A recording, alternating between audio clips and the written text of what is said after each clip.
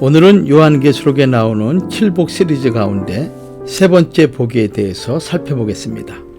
성경 말씀은 요한계시록 16장 15절 말씀입니다. 보라, 내가 도적같이 오리니 누구든지 깨어 자기 옷을 지켜 벌거벗고 다니지 아니하며 자기의 부끄러움을 보이지 아니하는 자가 복이 있도다. 이 말씀을 통해서 깨어 자기의 부끄러움을 보이지 않는 자의 축복이라는 제목으로 같이 은혜를 나누고자 합니다. 이 세 번째 복은 아마겟돈 전쟁에 대한 성도의 각성과 관련된 내용입니다. 이 아마겟돈 전쟁은 최후의 전쟁이라 할 수 있는데 요한계시록 16장 12절에서 16절까지의 내용입니다. 여섯 번째 대접이 쏟아지면서 유브라데 강이 마르고 온 천하 임금들이 전능하신 하나님과 큰 전쟁을 준비하는 그 시점에서 주시는 말씀입니다. 이 전쟁의 특징은 유브라데 강과 연관이 있고 또 온 세상의 왕들과 군사들이 이 전쟁에 참여하게 됩니다. 이 전쟁은 용과 적그리스도와 거짓 선지자가 삼위일체가 되어 일으키는 사단의 거대한 계획에 의한 전쟁이라 할 수 있습니다. 요한계시록 16장 13절과 14절을 보면 개구리 같은 새 더러운 영이 용의 입과 짐승의 입과 거짓 선지자의 입에서 나오니 그들은 귀신의 영이라. 이적을 행하여 온 천하 임금들에게 가서 하나님 곧 전능하신 이의 큰 날에 전쟁을 위하여 그들을 모으더라. 더럽다. 이 더럽다라는 것은 그들의 악한 행위로 인해서 도덕적 타락에까지 그 불결함이 전 영역에 미치고 있다는 것입니다. 이 더러운 영이 용의 입과 짐승의 입과 거짓 선지자의 입에서 나와서 온 천하 임금들을 깨어내고 또 성도들의 거룩한 옷을 더럽히고 벌거벗고 다니게 한다는 말씀입니다.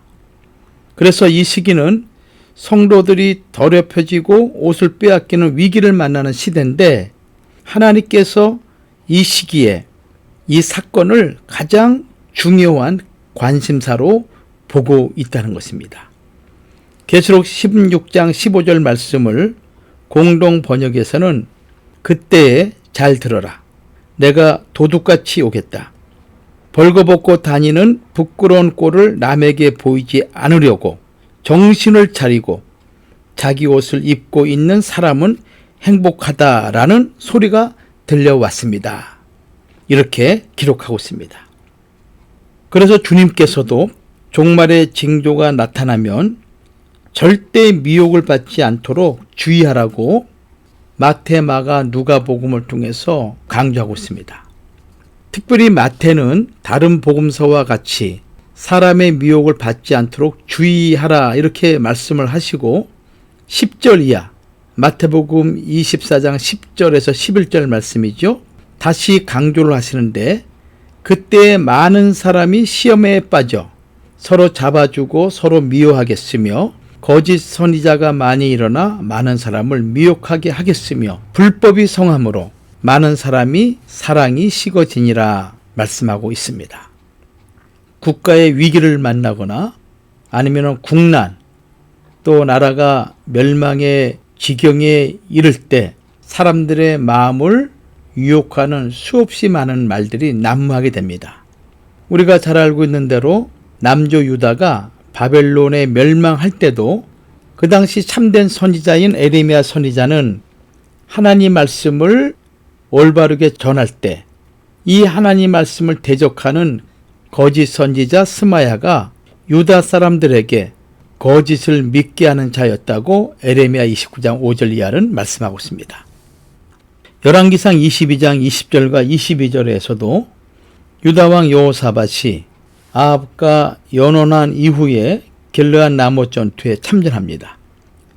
열왕기상 22장 20절 말씀 보면은 여호와께서 말씀하시기를 누가 아합을 깨어 저로 길르앗 라못에 올라가서 죽게 할꼬 하시니 하나는 이렇게 하겠다 하고 하나는 저렇게 하겠다 하였는데 한 영이 나와 여호와 앞에 서서 말하되 내가 저를 깨이겠나이다. 여호와께서 저에게 이르시되 어떻게 하겠느냐. 가로되 내가 나가서 거짓말하는 영이 되어 그 모든 선지자의 입에 있겠나이다. 여호와께서 가라사대 너는 깨이겠고 또 이루리라. 나가서 그리하라 하셨은즉. 결국 거짓말하는 영에게 미혹된 아합 왕은 전쟁 중에 우연히 쏜 화살에 맞아 죽게 됩니다. 그리고 개들이 아합의 피를 핥아먹는 비참한 최후를 맞이하게 되죠. 거짓말하는 선지자들의 말에 속은 결과인 것입니다. 성도 여러분, 어떠한 위기와 어려움이 있다 할지라도 신앙의 옷을 절대로 빼앗기지 말라는 것입니다. 만약 이때 빼앗기면 다시는 그 부끄러움을 회복할 수 없다는 것입니다. 그래서 말세에 영분별 은사는 중요한 은사가 됩니다. 거짓 선지자는 숫자가 많고 그 외치는 소리가 그럴싸하기 때문에 다 넘어가게 됩니다.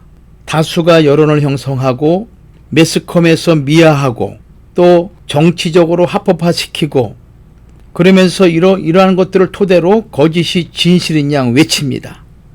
불의가 의롭게 되는 시기를 경험하게 되죠. 하나님의 진리의 말씀을 모르는 자들은 다 그들의 말에 넘어가게 되고 그들의 영혼이 더럽힘을 당하게 되는 것입니다. 그래서 사도 요한은 요한일서 4장 1절에 사랑하는 자들아 영을 다 믿지 말고 오직 영들이 하나님께 속하였나 시험하라. 많은 거짓 선지자가 세상에 나왔음이니라. 이렇게 말씀하고 있습니다. 그래서 이 세 번째 복은 아마겟돈 전쟁 중에서 교회가 잠깐 환난을 당하는데 그 가운데 대비책을 우리에게 알려주는 복이 되는 것입니다. 그것은 교회가 각성하고 있으라는 것입니다. 성도가 각성하고 있으라는 것입니다. 깨어 있으라는 것이죠. 그리고 이 각성하는 것이 부끄러움을 당하지 않는 것이요 옷을 지키는 것과 밀접한 관련이 있다는 것입니다. 계시록 16장 15절에 시작하는 말씀이 무엇입니까? 보라 내가 도적같이 오리라 이렇게 시작하고 있습니다. 이 말씀은 아마겟돈 전쟁과 주님의 재림이 직결되어 있다는 것을 의미하고 있는 말씀인 것입니다. 주님의 재림을 예고하는 말씀이죠. 내가 도적같이라는 의미는 그리스도의 재림의 은밀성과 긴박성을 말씀하고 있는 것입니다. 동시에 준비하지도 않고 또 주의 재림을 기다리지 않는 자들에게는 그리스도의 재림이 알지 못하는 사이에 돌발적으로 일어날 것을 경고하는 메시지인 것입니다.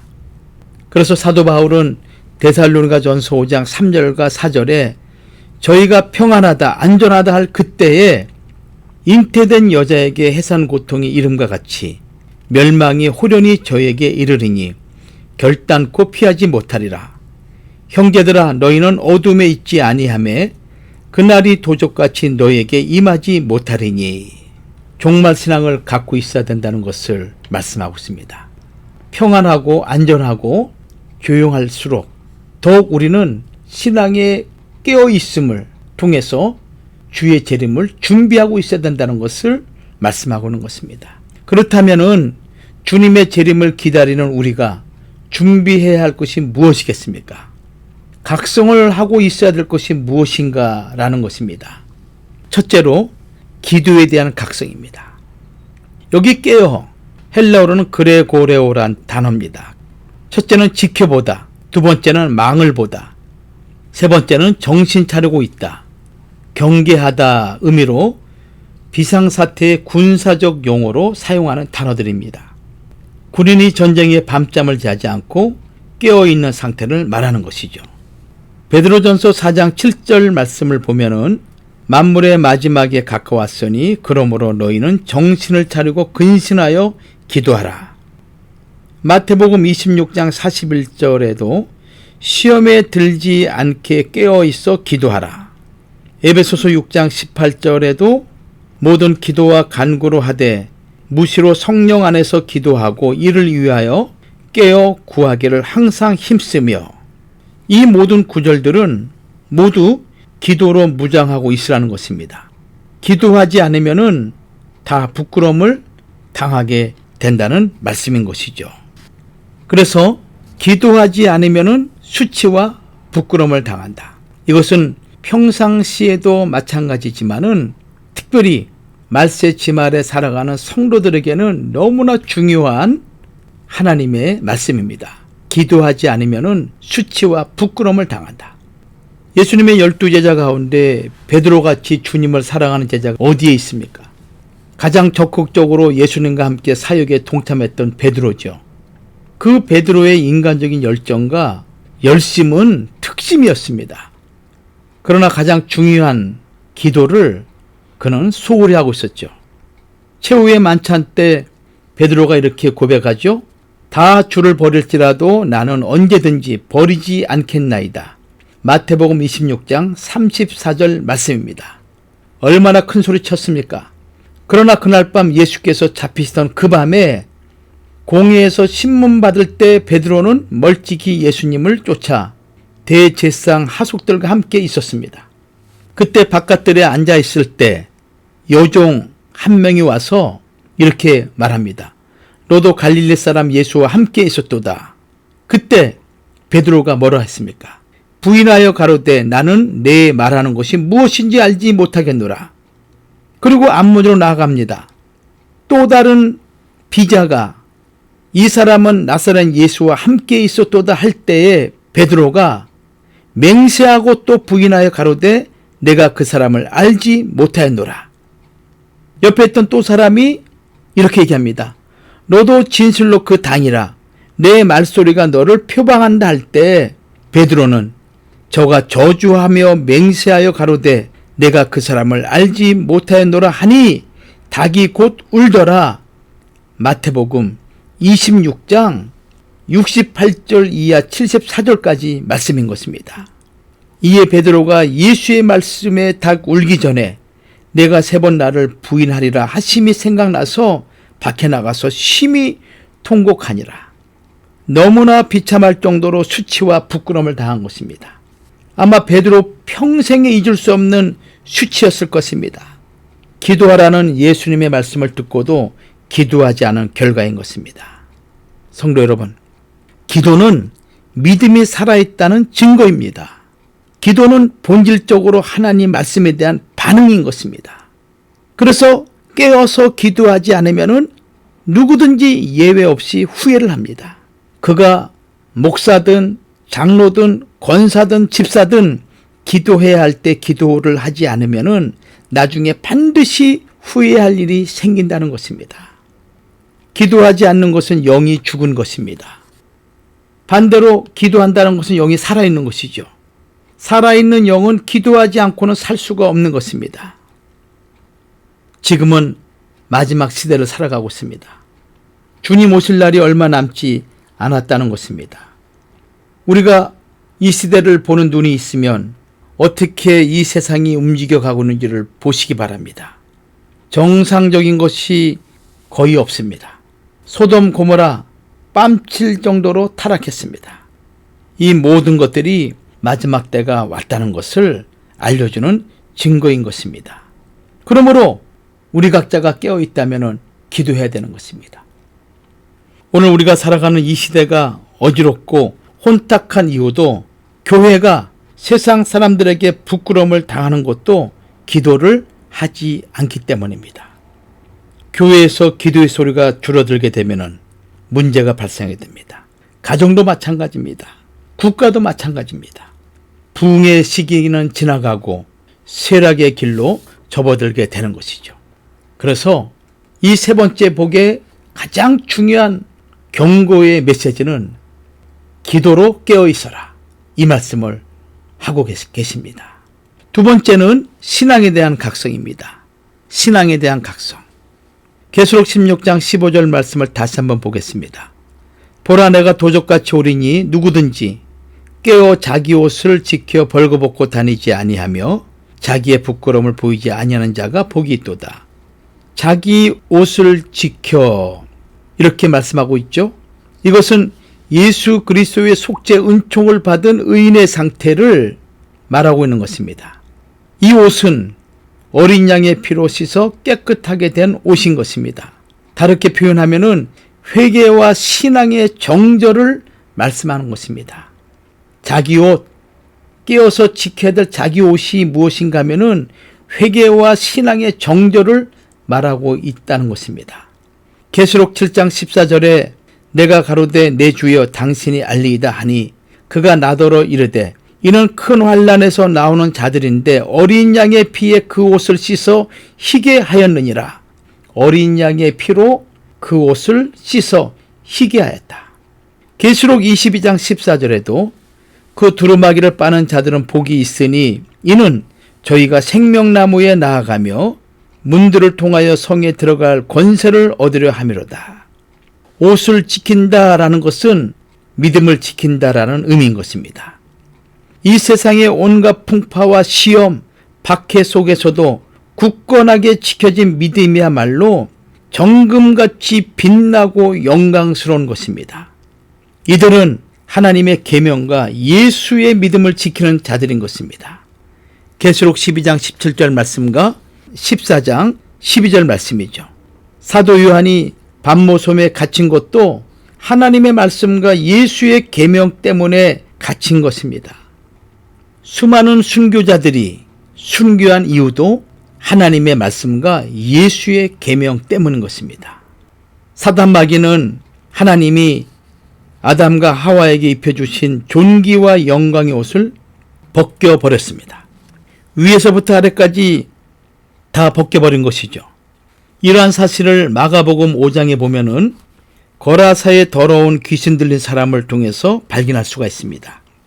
마가복음 5장과 마태복음 8장, 누가복음 8장에도 같은 내용이 기록되어 있습니다. 특별히 누가복음 8장 26절 이하에 보면은 27절에 귀신 들린 자가 오랫동안 옷을 입지 아니하며 집에 거하지도 아니하며 무덤 사이에 거하는 자라라고 기록하고 있습니다. 이 더러운 귀신 들리는 이 사람이 귀신으로 말미암아 옷을 벗김을 당한 것입니다. 이 사람은 자기가 벗은 것을 알지 못하고 수치와 부끄러움을 알지 못하고 있었습니다.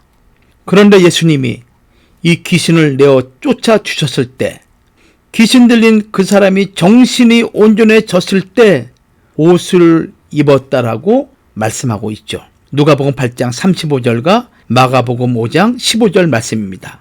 제정신이 온전히 돌아왔을 때 자기의 수치를 알고 옷을 입은 것입니다. 어둠이 들어가게 되면은, 사단이 들어가게 되면은 신앙의 옷을 뺏어갑니다. 믿음의 옷을 뺏어갑니다. 그래서 빨가벗겨서 수치와 부끄러움을 드러내고 그리고 돌아다니게 하는 것이죠. 창세기 3장 7절에 범죄한 남자와 여자에게 찾아온 것이 무엇입니까? 수치와 부끄러움이었습니다. 눈이 밝아 몸이 벗은 줄 알고 무화과 나무 잎을 엮어 치마를 하였더니 죄를 짓는 순간 옷이 벗겨지는 순간입니다. 죄를 짓는 순간 수치와 부끄러움을 드러내는 순간인 것입니다. 우리가 뉴스 시간에 보면은 범죄자들이 고개 숙이고 손이나 옷으로 자기들의 얼굴을 가리고 있는 모습을 우리가 많이 보지 않습니까? 왜 가립니까? 자신들의 죄로 인한 수치감이죠. 부끄러움이죠. 얼굴이 뜨뜻해지는 것입니다.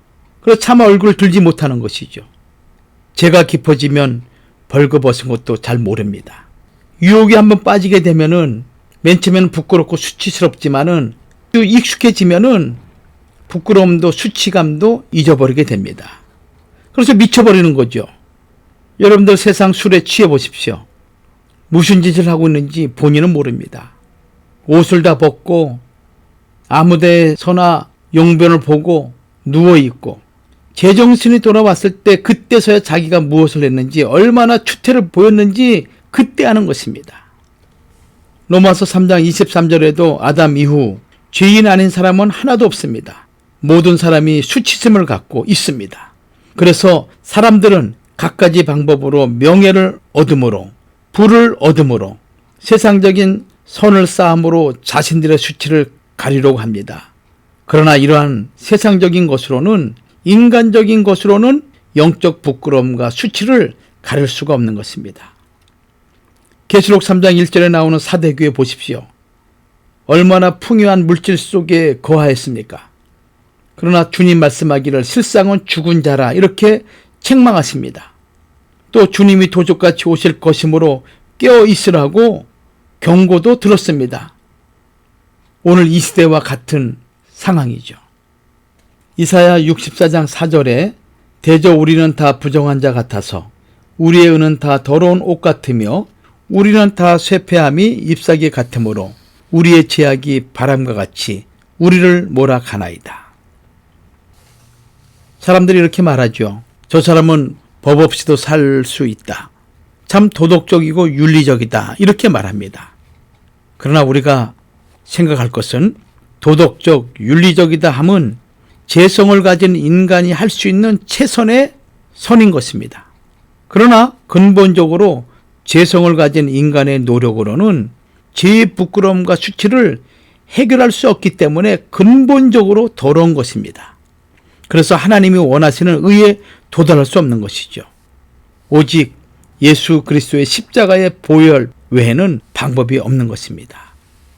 그러므로 우리는 신앙에 대한 각성을 다시 한번 새롭게 해야 되는 것입니다. 세 번째는 행위에 대한 각성입니다. 계시록 16장 15절 말씀, 벌거벗고 다니지 아니하며 자기의 부끄러움을 보이지 아니하는 자라고 이렇게 말하고 있습니다. 이 옷은 사람의 신분을 나타냅니다. 또 옷은 우리의 수치를 가려주고 부끄러움에서 벗어나게 합니다. 사회적인 계급을 나타내기도 하죠. 벌거벗고 다니지 아니함, 이 말은 곧 믿는 신앙을 행위로 나타냄을 뜻한다는 것입니다. 그것은 성도들의 옳은 행실이라고 계시록 19장 8절에 말씀하고 있죠. 어린 양의 혼인잔치에 참여할 아내가 입을 옷은 빛나고 깨끗한 세마포 옷이라고 말씀하고 있고, 이 세마포를 가리켜서 계시록 19장 8절에 성도들의 옳은 행실 이렇게 표현하고 있습니다. 이 옳은 행실, 의로운 행실을 가리키고 있습니다. 순결함과 거룩함으로 단장을 하고 있다는 것입니다. 성도 여러분, 참된 믿음은 성도들의 옳은 행실과 같이 갑니다. 정말 내가 믿음을 가지고 있다. 내가 말씀의 사람이다. 내가 신앙의 사람이다 라고 할 때는 반드시 옳은 행실이 함께 간다는 것입니다. 그래서 참된 믿음은 순종과 행위를 배제하지 않습니다. 믿음이 구원의 절대적인 요소라면 행위는 구원의 필연적인 요소가 되는 것입니다. 갈라디아서 5장 6절에 사랑으로서 역사하는 믿음이라고 말하고 있지 않습니까? 역사하는 믿음이다. 로마서 1장 5절에도 믿어 순종케 하나니, 믿고 순종한다. 행위의 표현이죠. 로마서 16장 26절에도 이제는 나타내신 바 되었으며 영원하신 하나님의 명을 쫓아 선지자들의 글로 말미암아 모든 민족으로 믿어 순종케 하시려고 알게 하신 바. 믿음, 순종, 행위를 말하고 있습니다. 그래서 믿음은 반드시 순종과 함께 가는 것이죠. 계시록 3장 1절에 사대교회 얼마나 물질이 풍요로운 도시였습니까? 그러므로 인해서 무사 안일과 나태, 도덕적인 부패, 음행과 윤리적인 타락이 참으로 심했습니다. 그래서 하나님 앞에 온전치 못하였습니다. 이 교회를 향해서 주님 말씀하기를 내가 내 행위를 아노니 내가 살았다는 이름은 가졌으나 실상은 죽은 자로다. 질책하시죠. 2절에는 계시록 3장 2절입니다. 내 하나님 앞에 내 행위에 온전한 것을 찾지 못하였다. 지적하고 있습니다. 그래서 사대교회를 영적으로 죽은 교회다. 육적으로도 죽은 교회가 되는 것이죠. 즉 행함이 없는 교회인 것입니다. 그래서 야고보 사도는 야고보 2장 17절에 이와 같이 행함이 없는 믿음은 그 자체가 죽은 것이다. 또 야고보 2장 26절에도 행함이 없는 믿음은 죽은 믿음이다. 행함이 없는 믿음은 죽은 믿음인데 죽은 믿음에서 무슨 구원을 볼 수가 있겠습니까? 요한계시록 19장에는 백마와 탄자가 있습니다. 재림하시는 그리스도를 말씀하고 있는 것이죠. 그런데 그를 따르는 하늘의 군대가 등장합니다. 이 하늘의 군대 역시 희고 깨끗한 세마포를 입고 백마 탄자를 따르고 있다고 계시록 19장 11절과 14절을 말씀하고 있습니다. 다시 말씀드리면은 영적 전쟁에서 주님을 따르는 자의 첫 번째 자격은 희고 깨끗한 세마포 옷, 곧 의의 옷을 입은 자만이 하나님 앞에 올바른 행위를 나타낼 수 있음을 교훈하고 있는 것입니다. 누가복음 15장에도 돌아온 탕자에게 아버지가 가장 먼저 한 일이 무엇입니까? 아버지는 종들에게 제일 좋은 옷을 내어다가 입혀라. 누가복음 15장 22절이죠. 그래야 아들 구실을 할 수가 있기 때문입니다. 스가랴 3장 1절과 5절에도 대제사장 여호수아가 더러운 옷을 입고 천사 앞에 서 있고 사탄은 그를 대적하자 여호와께서 자기 앞에 선 자들에게 명령하시기를 그 더러운 옷을 벗기라. 내가 내 죄악을 제거하여 버렸으니 내게 아름다운 옷을 입히리라. 그래야 하나님 앞에 올바른 제사를 드릴 수가 있으며 하나님의 율례와 법도를 행할 수 있기 때문인 것입니다. 하나님의 성도들, 세상에서 여자와 더불어 더럽혀지지 아니하는 정절 있는 자인 것입니다.